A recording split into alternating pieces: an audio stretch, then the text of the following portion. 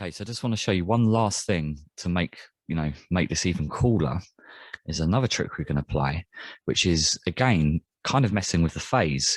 So we flip the phase around, like I said, and remember, you don't have to flip the phase. It just depends on which phase inversion sounds the best. So you can pick which one.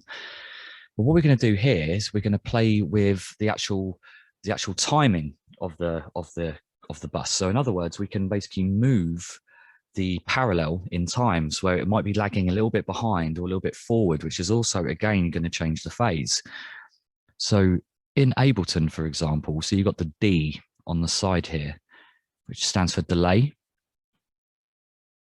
So let's open this out a little bit. So here's our track delay here. We're going to use this basically. And what we want to do, we want to set it to samples, because samples is a much higher resolution than milliseconds. And even the smallest movements can have a massive effect. And it's honestly, right, it's really this simple. All you do is play with the track delay.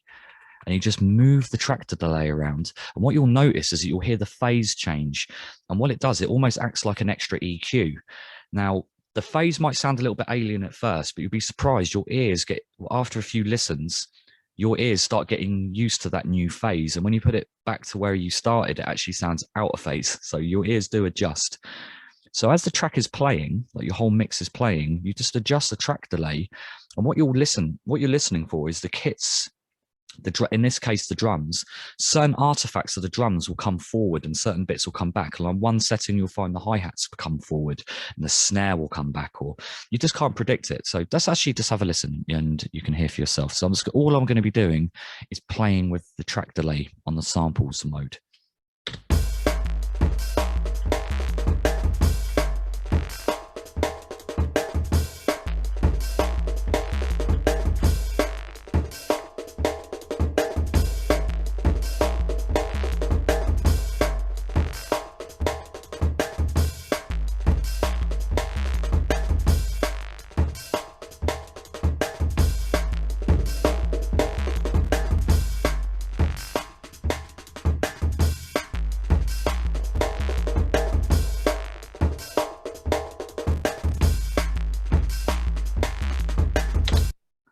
Notice when I'm in those minor settings, it's almost pulling out the power of the mid-range and putting a lot of emphasis on the tops. When I kind of go the other way, it kind of puts emphasis on the more of the body of the sound. Let's just try this again. So keep an eye on, the different track delays I'm trying. And again, at some point I will settle on something that I think is giving me the sound that I'm looking for.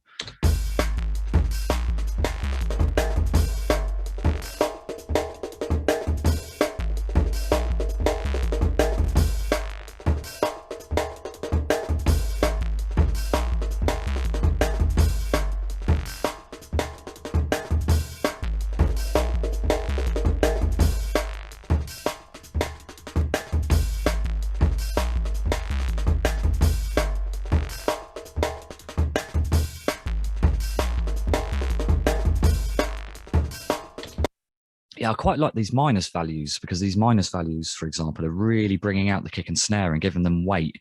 Whereas when it was in the positive values, and I was pushing it forward, it was actually pulling that energy out, which again could be good. If you're wanting to clean it up, it just depends on the sound. So what I'm going to do here, I'm just going to A/B between the process, the ones with the track delay on, and I'm going to snap the track delay back to 0 again, so you can hear where we came from and you can hear the difference in the sound.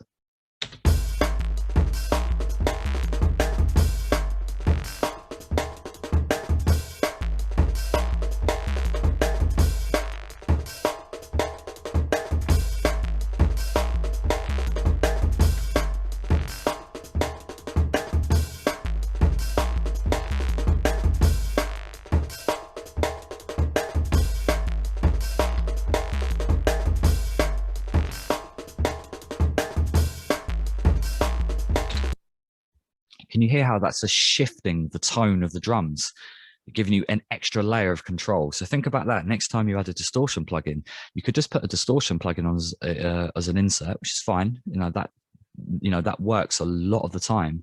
But you could also, if you need to go a step further, think how much control you have. We've got parallel compression coming from the way that the beat's being hit, but we've also got power of the EQ with the way that we're flipping the phase and the fact that we're only working on a specific frequency band. I mean, again, if you wanted to even take this a step further, you could EQ the send to bring out certain attributes of the beat. So see how much control that we have over the sounds with just a humble distortion unit. It's just an Ableton saturator, but we've expanded it into this like an EQ. We can pull out really interesting characteristics of the beat that we just simply will not be able to do with, you know, distortion on its own, or EQ on its own, or compression on its own. So let's just quickly do this last bit. I don't do this too often, by the way, but I just thought I'd give it a go now.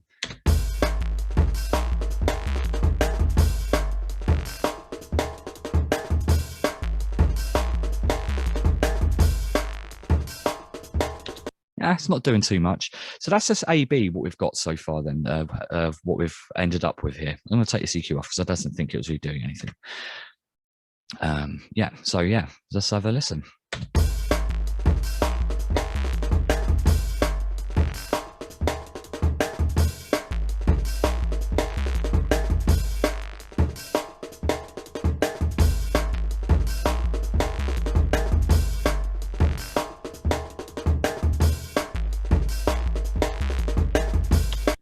Yeah, listen to the kick drum. This is the thing I'm noticing. It's not so much the top end, but listen to how tight the kick drum becomes and how much more attitude the kick drum has.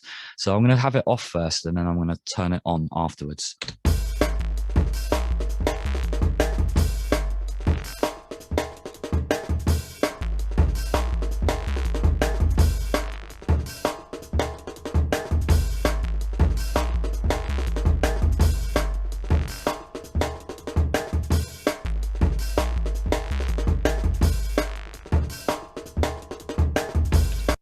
Notice how it tightens the kick up. It's almost like this technique is actually like retuning the drums. It actually sounds like we've tuned the kick drum a little bit more. It's become kind of higher up, much tighter. So just one last thing to listen to. Again, just listen to the kick drum, but listen to how the kick drum is interacting with the bass now, with it on or off. So when it's off, the kick is kind of getting a little bit lost in the bass. When we apply this technique, it kind of lifts the kick upwards, and suddenly it sits with the bass in a much nicer way. And obviously, I've just kind of bodged this together. If I'm doing this technique, you know, in a mix situation, I'll spend a little bit more time tweaking. So just imagine how far this can go. So again, yeah, listen to the interaction between the kick drum and the bass sound.